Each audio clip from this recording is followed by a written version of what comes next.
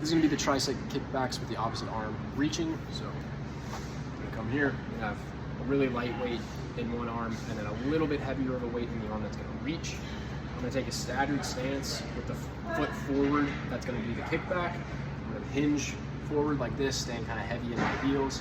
I'm gonna reach that kettlebell or weight down towards the floor to kind of turn me up to the opposite side. And then I'm gonna do my tricep extension. You should feel it nice and high.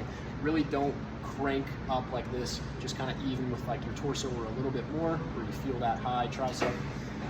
So here, reach, kick back. I'm gonna inhale from there. Exhale, come back. Kick back, find that tricep, inhale,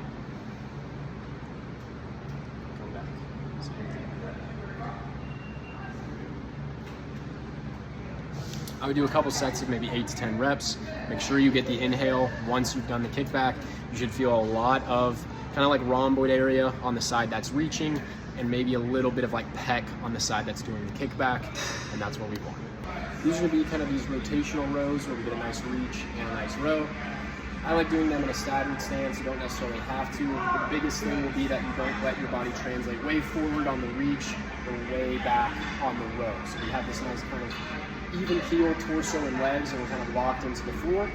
From there, I'm going to have, try to come to an angle where you can see, I'm going to have my arms starting, both just kind of reached out in front of me. I'm going to pull the band back and do a row while the other arm slightly reaches.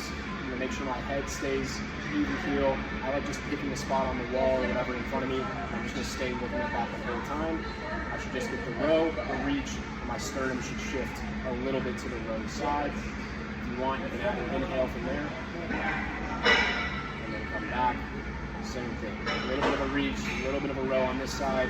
Don't crazy hike your shoulder, just back to where you can keep it from not dumping like that. And then rinse and repeat.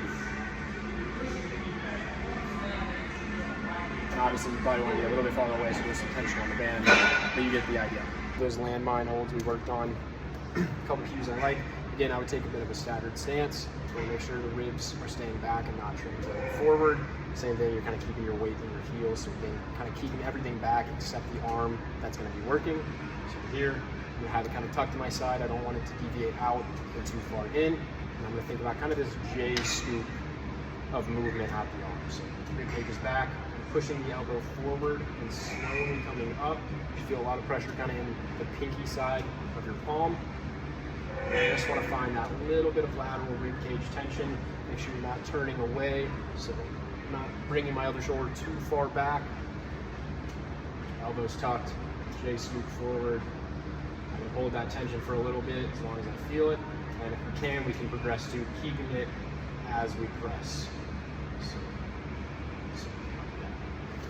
Again, we worked on it here and you kind of felt what that was like to get the straightest going. We're trying to recreate that. I would start with some holds where you really kind of hone in on the muscle working, and then you can start pressing from there.